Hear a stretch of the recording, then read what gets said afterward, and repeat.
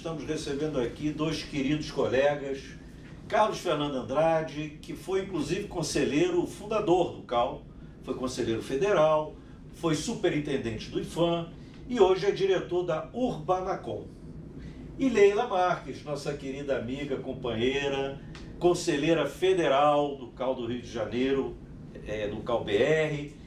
E nós estamos aqui hoje para conversar, bater um papo sobre essa questão que atende muito o clamor, vamos dizer assim, e a necessidade de ser explicada, que é a questão do patrimônio e onde os arquitetos e urbanistas se inserem nessa questão do patrimônio.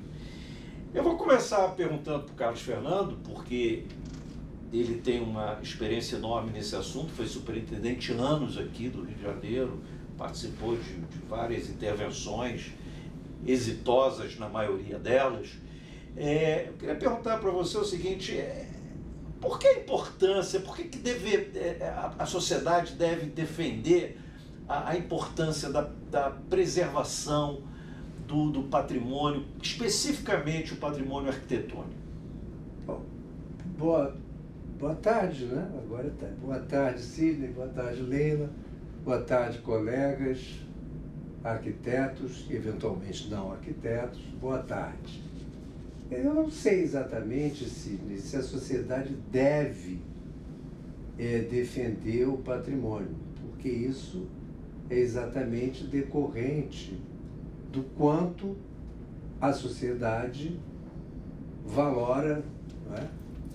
Ou não valora a noção de patrimônio, que por sua vez também não é única, não é? Não existe a noção de patrimônio, não existe o patrimônio. Existem, digamos, sentimentos, não é? De identidade com determinados valores. Mas a história das civilizações não passa um pouco pela essa questão da sua produção cultural? E quem lhe disse que existe a história? Existe algo que é contado e que também não é exatamente algo que é isento. Ou seja, antes de ter que preservar, você tem que saber o que é esse valor. Se o valor daquela sociedade é aquele patrimônio construído, ótimo. Então, acho que a definição do patrimônio antecede essa discussão, né? E você é ótimo para dar definições. Exatamente. Eu acho que não existe uma definição. Exatamente. São coisas que... Agora, a gente pode ver o seguinte, o Estado brasileiro, desde 1937, legisla sobre isso. E é ele quem define o que é patrimônio e o que não é. Ou seja, pode existir... Isso é uma prerrogativa do Estado. Do ponto de vista legal, sim. Agora, é óbvio que existe um patrimônio, vamos chamar de lato sensu, né?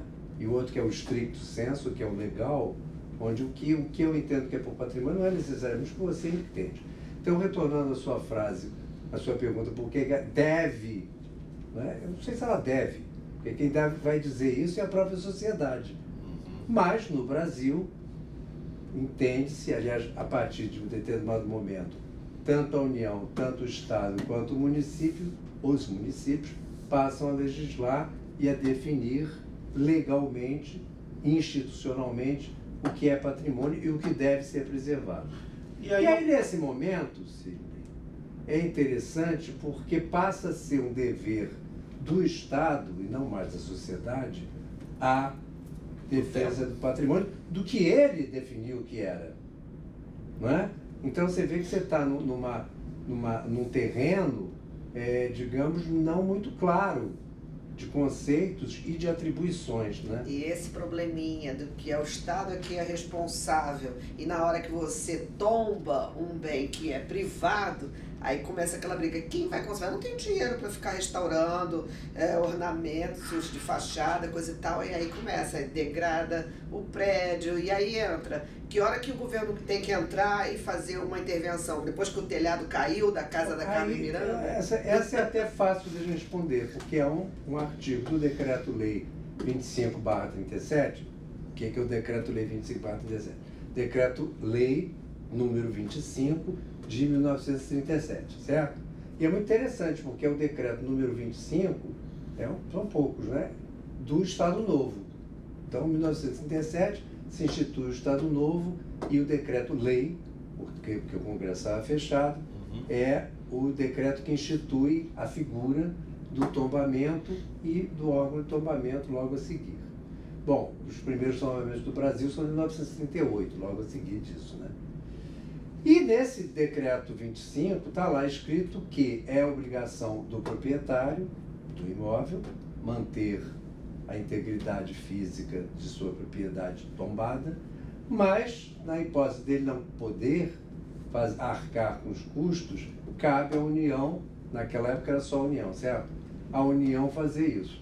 Então isso estava definido por lei. Mas aí eu pulo para a nossa conselheira federal, para tratar exatamente desse assunto, porque isso é definido, você colocou isso muito claramente, você dá uma atribuição específica até para o Estado brasileiro, que através dos seus órgãos de tutela, seus órgãos de preservação de patrimônio executam, entre aspas, essa tarefa, mas na verdade esse campo de atuação profissional é destinado a um segmento de profissionais.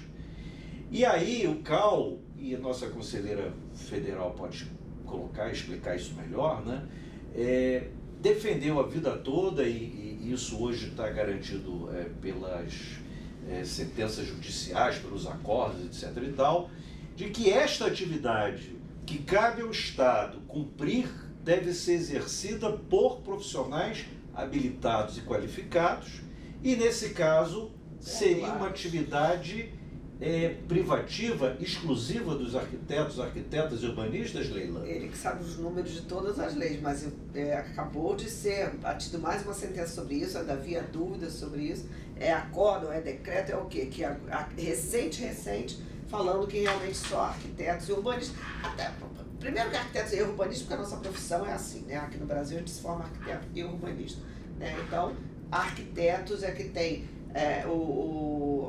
a exclusividade não só de fazer o design de um prédio, mas de entender também a história daquele prédio, a gente estuda a história da arquitetura, né? Então não vai cometer um pecado de repente misturar materiais ou até a composição, até a forma de restaurar, de você não se utilizar de um material que vai ficar nítido, né, que foi feito depois. Mas isso está garantido na grade curricular hoje das instituições de ensino? Acho que aí com base nessas diretrizes curriculares que houve o acórdão do Supremo Tribunal de Justiça em relação a essa exclusiva atribuição dos arquitetos. Mas a gente tem que fazer um curso à parte para ser para entender de restauro especificamente, comandar uma obra de restauro. O sistema brasileiro não entendeu assim e entende que uma vez formado um arquiteto e urbanista, você já tem essa atribuição e que passa a ser exclusiva. O que é, na prática, bastante, eu não diria questionável, mas superficial, porque a própria noção de patrimônio começa que existe patrimônio material e imaterial. Exato. Né? Em 1937, quando se cria o Decreto 25, ele cria os livros de tombo, que são 3. Eram 4, um caiu em desuso. Isso é interessante. Mas são 3. Então, o primeiro, você vê que são digamos assim, conceitos que talvez a gente tenha superado, mas os nomes são esses. Um é Belas Artes, né? O outro é o livro histórico e o outro é Arqueologia, Etnografia e Paisagismo.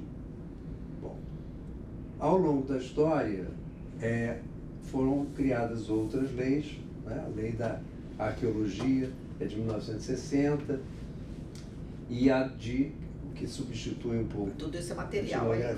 Não, pois é. Aí vem a lei que cria a ideia de patrimônio imaterial, que envolve muito a questão etnográfica. Bom, então você já tem aí uma série de outras disciplinas que não tem nada a ver com a arquitetura exatamente. Tem, multidisciplinar. Pois é. Então eu diria que, na prática, o que essa primazia ou essa exclusiva atribuição dos arquitetos tem seria a coordenação das obras de restauração de bens tombados materiais. restaurar o projeto em si também, né? Porque tem muitas, vamos dizer, fachadas, coisa e tal, que você está toda descaracterizada. Você precisa recuperar que desenho era aquele original, enfim. Agora, me permitam fazer uma provocação, fazendo um link aí do que a gente está falando, da atividade profissional, com a responsabilidade de Estado. No Rio de Janeiro, nós temos, inclusive na cidade do Rio de Janeiro, nós temos 3 órgãos de tutela do patrimônio e tal, que atuam.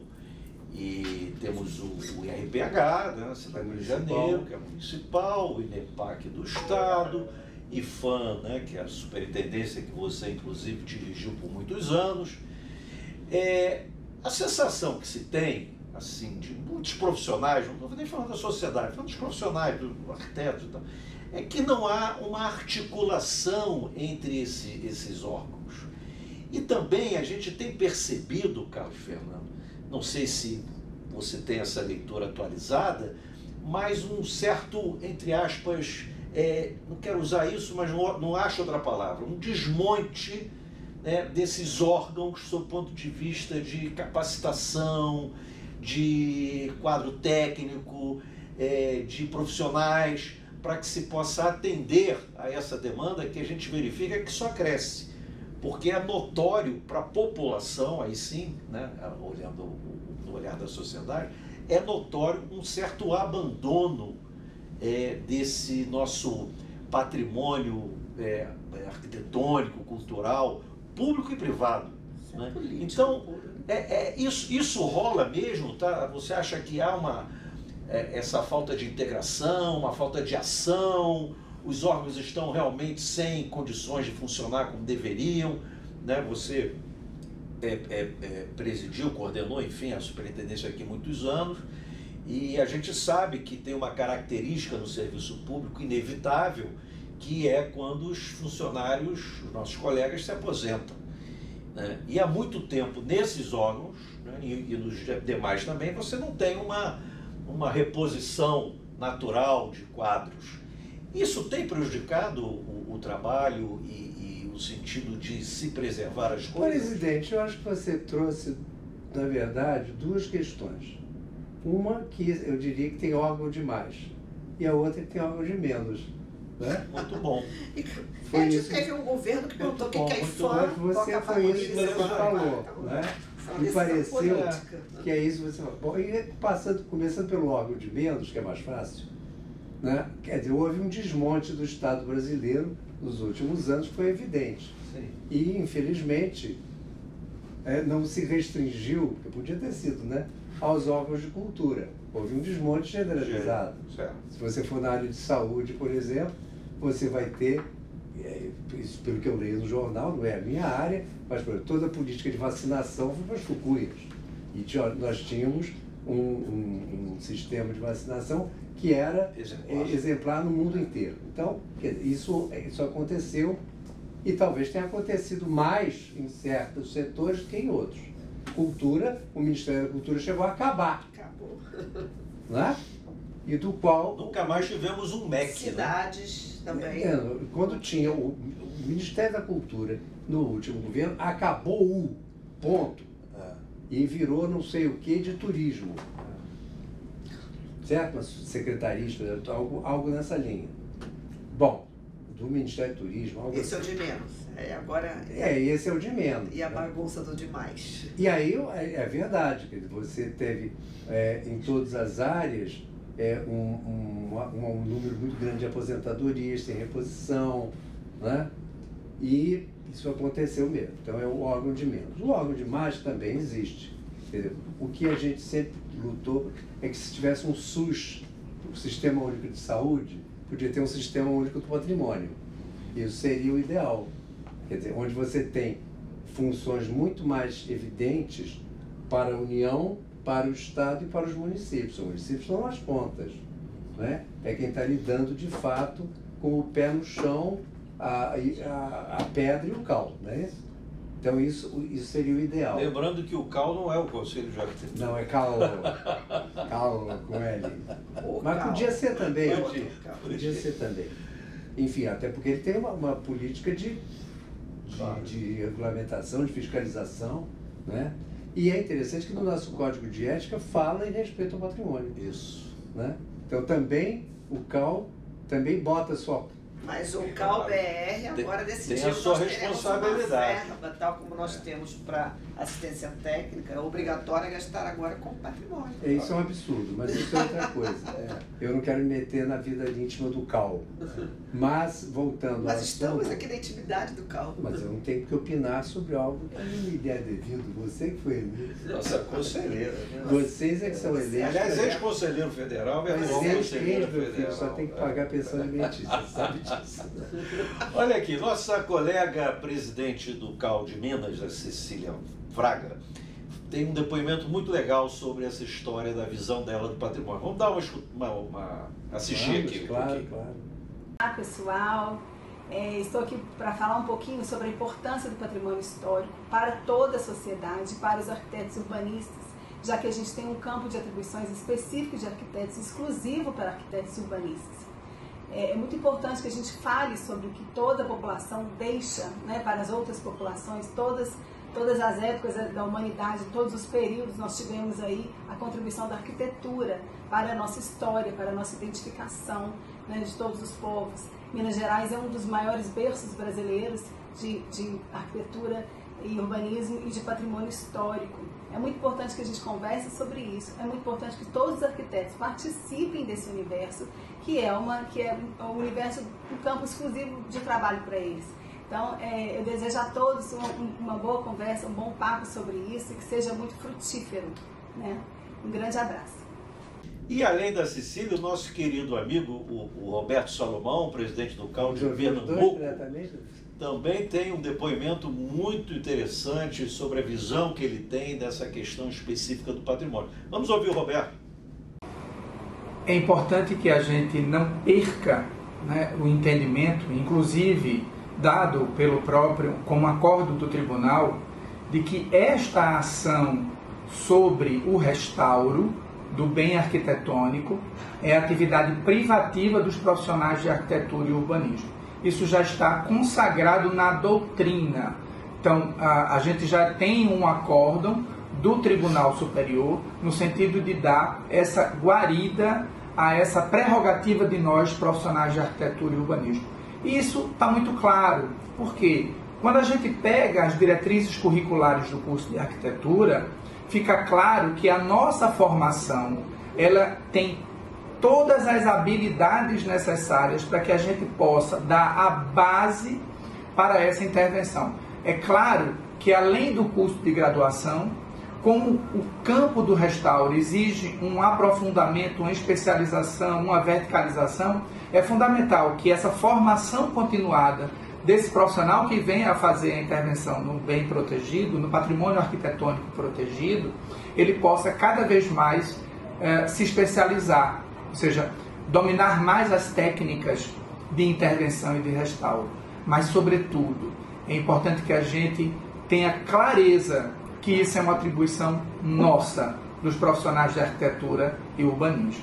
E isso a gente tem que defender com todas as nossas prerrogativas profissionais. E é por isso que o CAL, né, e aí numa iniciativa conjunta do CAL Minas Gerais, CAL Pernambuco e CAL Rio de Janeiro, a gente propõe esse concurso no sentido de estimular, né, a participação desses profissionais que trabalham no campo do patrimônio e também estimular essa inserção no campo do patrimônio por parte dos estudantes, tanto da graduação como da pós-graduação, no sentido de mostrar à sociedade aquilo que a gente pode fazer de melhor, né, para a preservação da nossa identidade cultural, né, para essa valorização daquilo que a gente tem mais caro, que é a nossa cultura.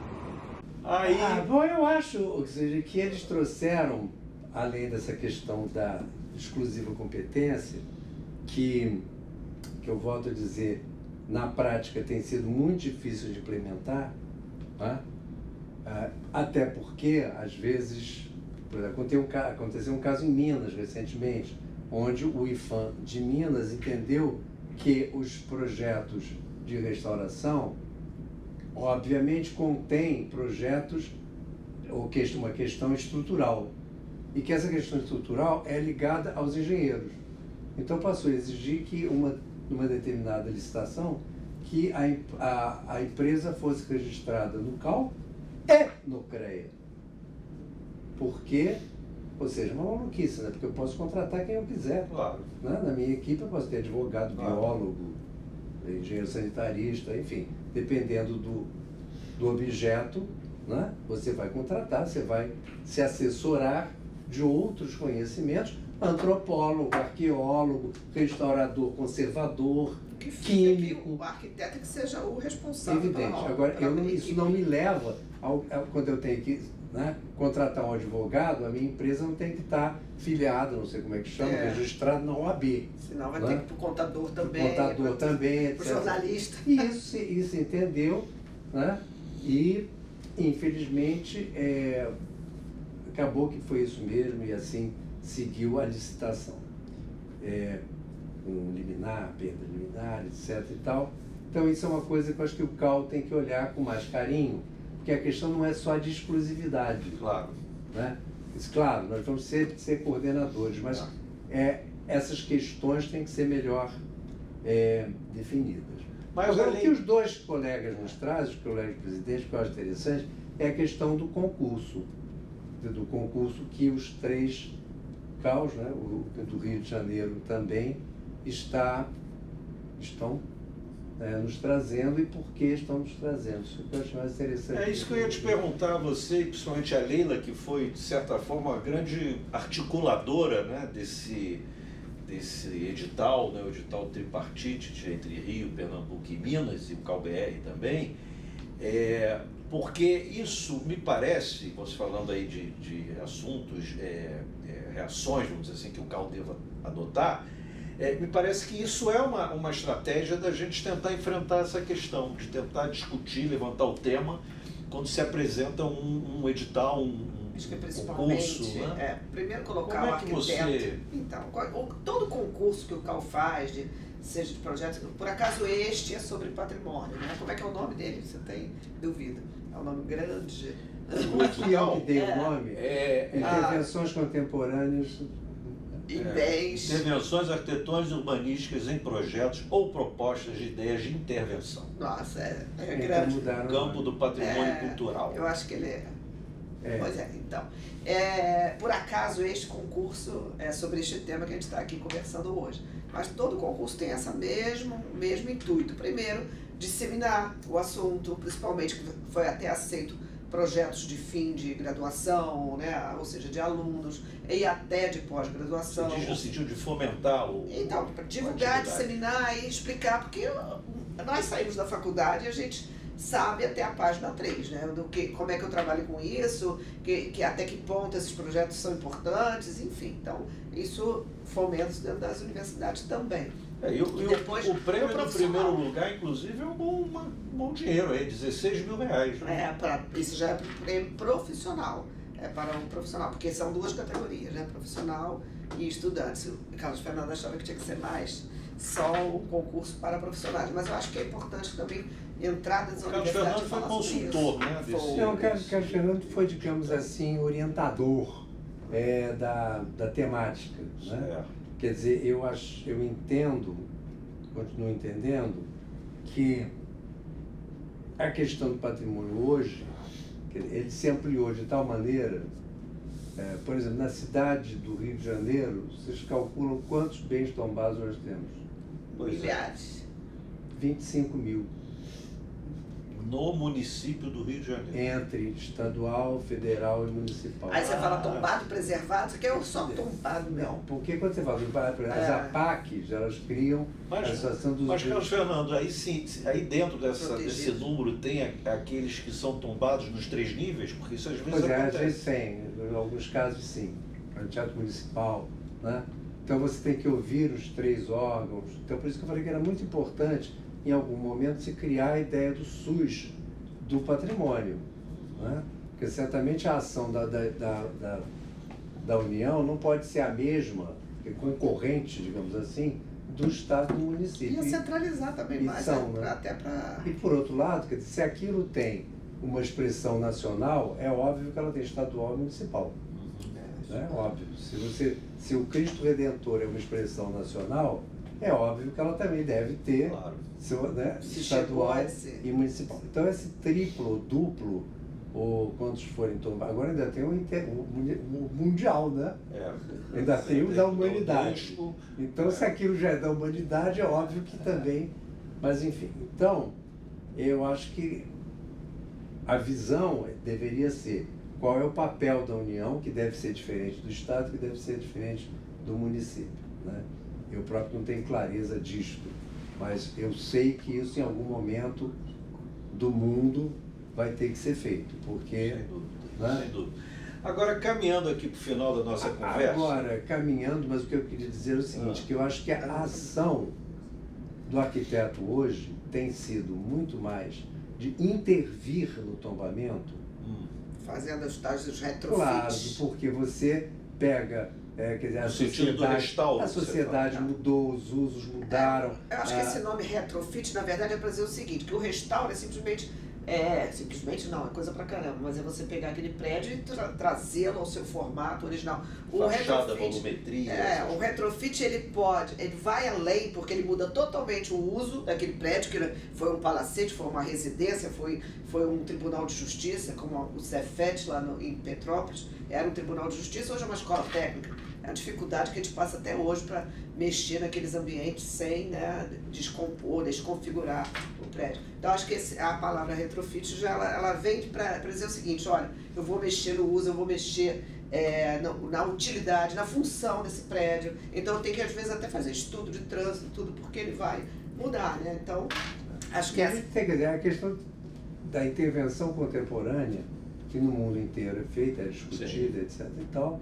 no Brasil nós temos muito mais recato em fazer esse tipo de coisa, mas cada vez mais tem sido. Eu tenho que botar elevador, eu tenho que botar uma série de coisas e que tem que fazer anexos, tem que aumentar a área construída, enfim. Acessibilidade. Toda uma demanda por equipamentos de lógica, de ar-condicionado, até o tamanho das chuvas, que aumentaram enormemente. Então você tem que fazer alterações de dimensionamento de calhas em telhado, ou seja, não basta restaurar, é preciso compreender. E essa intervenção é que eu acho que esse concurso podia contribuir nessa discussão. Quer dizer, quais são os limites, certamente, mas quais são as amplitudes, né?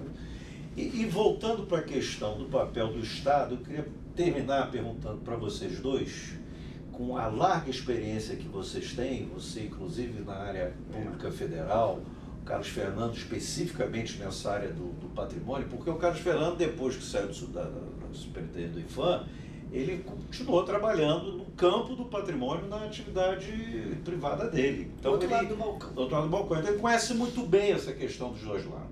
E aí eu queria concluir perguntando para vocês o seguinte: quais seriam os instrumentos, as ferramentas urbanísticas disponíveis da gestão pública que pudesse contribuir, ajudar para equacionar esse problema? Me refiro, por exemplo, a IPTU progressivo, me refiro, por exemplo, a direito de preempção, me refiro, por exemplo, à intervenção no sentido real da palavra, de você poder pegar trazer para si, né, a responsabilidade daquele próprio e recuperá-lo, restaurá-lo e devolver para a ambiência urbana da cidade. Eu andei já lendo alguma coisa, porque existem vários financiamentos, porque vamos falar, no final cai tudo no escopo do capital, né? Como é que eu faço para... Porque não basta, né? Muito bacana, mas quando se discute, né? Quando o proprietário fica contra o seu prédio, o seu patrimônio ser tombado, é porque ele já vem, ele sabe que ele vai perder o poder de fazer 20 andares naquele terreno dele, que às vezes é um terreno muito bem localizado na cidade. Então, o cara não é contra por outro lado, se ele preserva, ele tem uma isenção do tributo municipal. Sim, mas aí ele bota na balança capital dele, e ele às vezes vê. Mas ele não sabe o seguinte, que ele pode vender o direito de construir esses 20 andares para uma incorporadora que vai fazer a obra de preservação daquele prédio dele e vai usar esse direito de 20 unidades que teria naquela região e vai usar em outro lugar da cidade. Então isso é uma coisa que não é divulgado o suficiente para que mais pessoas também abracem a ideia do tombamento, da preservação, coisa e tal. Além de IPTU, tem até para iluminação pública para bens tombados, você pode usar que não é cobrado, tem isenção também de iluminação, enfim, o Carlos Fernando conheceu uma outra centena de... BNDES fomenta não sei quantos milhões por ano para tombamentos, não, preservação de bens tombados, enfim. Você vai nessa mesma linha? Eu acho que todo instrumento, todo remédio, você sabe que tem bens, né, e problemas, né? Tem sequelas também. Então, o problema principal, principalmente em cidades como o Rio de Janeiro, é o número de imóveis abandonados, sem uso. Sim. Então você tem um problema que é fundiário. Que não tem necessariamente valor arquitetônico. Além do... Mas eu só estou tratando dos que têm valor arquitetônico, evidentemente, tá. que é o assunto aqui. Né? O que não tem valor arquitetônico, em geral, vira estacionamento em imposto de terra. Isso não é problema. Mas o que tem valor arquitetônico, você não pode demolir. Né? E, ao mesmo tempo, não tem uso. Então, dar uso. Aí você tem problemas fundiários. Uma boa parte do Rio de Janeiro é de propriedade de irmandades religiosas ou da própria Mitra. Enfim, então são coisas que são difíceis até de você... Problemas de inventário, de famílias, enormes, etc. Então, você destrinchar isso é uma questão importante. Então, é uma questão fundiária. A outra é uma questão econômica e que aí o IPTU progressivo pode ser um remédio ou pode ser um veneno. Porque se o sujeito está pobre, ele ainda vai pagar um IPTU progressivo, aí que não vai pagar é mesmo, né? Então, quer dizer, você tem que usar esse antibiótico com uma prescrição muito cirúrgica, muito precisa, né? Cirúrgica não, mas precisa. Bom, então, a transferência potencial construtivo, essa então é mais polêmica ainda, porque ela aparentemente é excelente. Para o cara que é dono, né? Que formidável. Mas isso primeiro tem que estar previsto em plano diretor. E que né? Nossa cidade... E eu também não posso começar a dizer assim, estou precisando vender aqui um potencial. Toma o meu prédio. Né? Tem uma casinha que não vale nada, que ninguém quer comprar, mas agora eu posso vender o potencial construtivo dela. Olha que beleza. Quebra um galho? Toma isso aqui. A gente tem que partir da seriedade. Senão... O tombamento virou uma coisa meio que extensiva, agora todo mundo tomba. Né? Ou pede. Todo mundo tomba, quer dizer, o legislativo passou a tombar. Passou a ser prerrogativa, né, de outros que é uma coisa entes. questionável, etc. Inclusive criando de uma maneira... Tomba e destomba, né? Só se ele tiver tombado, senão não, né? O destombamento só em ser prerrogativa, no caso nacional, do presidente da República, né? E do estadual, idem. Agora, se o tombamento é feito pelo Congresso, pela Assembleia Legislativa, outra lei, porque o tombamento vem por lei, né? Esses tombamentos legislativos, né? Outra lei pode anular a anterior. Então, e isto é um problema que nós técnicos, por isso o ato de tombamento era um ato técnico, prerrogativo do executivo, etc. E tal. Enfim, então, existe lei Rouanet, existe a lei do ICMS, a lei do ISS, que se usa muito pouco, né?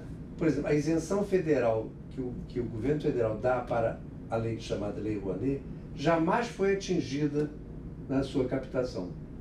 Para essa finalidade? Não, por qualquer uma. Por quê? Porque você começa a ter que depender de patrocinador, que nem sempre você acha. Entendi. Né? Então, aquela quantidade de isenção fiscal que o governo federal oferece dentro do seu orçamento jamais foi atingida. Sabia. Né? Então, quando enche a boca, por exemplo, não sei quantos milhões, não sei quantos milhões, foi que alguém conseguiu aprovar um projeto de não sei quantos milhões. É porque é rigoroso ou porque o pessoal desconhece como é que... É porque é muito difícil de captação. Então você tem esses instrumentos, mas que nem sempre a própria sociedade está muito interessada. Né? Tem que ter a empresa que vai deixar de pagar aquele imposto e vai oferecer para você. Se você pusesse convencer todas essas bets que existem agora, não é que vão para um determinado segmento, inclusive promocional, não chegam, felizmente, assim, na cultura. Né? Mas parte, por exemplo, das loterias da Caixa são tudo do Ministério da Cultura. Bom, mas você vê aqui que nós conversamos sobre a questão do abandono, né? A questão da deficiência, vamos dizer assim, para sermos educados, né? Com as nossas instituições e órgãos de tutela, de patrimônio e tudo mais, e apontamos aí algumas saídas, né? Como essa que vocês falaram do concurso, que pode ser uma maneira de estimular, fomentar essa atividade, né? A questão relacionada também a promoções, como vocês falaram. Então, é um desafio. Como é que o profissional que estiver nos ouvindo pode tomar conhecimento do concurso, se inscrever? Tem alguma coisa aí? Tem link? Tem. Vai ter o link, vamos disponibilizar o link no site. No site do CAL, RJ Pernambuco e Minas Gerais, com certeza tem o link do edital. Né? E no Instagram, toda semana a gente bota um link na bio, sabe? Link na bio. Sei. Você fica aprendendo. Mas olha, eu queria então aqui agradecer muitíssimo a participação do Carlos Fernando Andrade, muitíssima participação de Leila Marques. Imagina. E tenho certeza que a gente vai ter oportunidade de discutir esse assunto, desdobrá-lo. E a premiação dele, vamos falar. A premiação, fala, Leila, um pouquinho da premiação. Fala. Enfim, o julgamento vai ser em Minas Gerais, né, no CAL Minas Gerais, que está organizando a bancada do julgamento. Agora em novembro. E em dezembro, aqui no Rio de Janeiro, na festa do arquiteto, que vai ser dia 16 de dezembro. 16 de dezembro vai ser entregue, enfim, então, os prêmios. Né? Certamente a gente vai trazer pelo menos o primeiro lugar, se não for um arquiteto do Rio de Janeiro, os outros segundo e alunos, aí eu já não sei se os outros vão trazer, aí vocês combinem entre si como é que vão fazer. Aí, lógico que é um valor, espécie, a pessoa precisa vir receber, mas para receber a homenagem, evidentemente. Maravilha. Então, muito obrigado pela sua participação. Eu que agradeço. Muito obrigado. É sempre uma honra para nós do CAL do Rio de Janeiro recebê-lo como conselheiro fundador, como conselheiro federal, como estudioso do assunto e como um amigo, um companheiro que sempre lutou pela melhoria da categoria e pela valorização profissional. Obrigado, gente. Obrigado.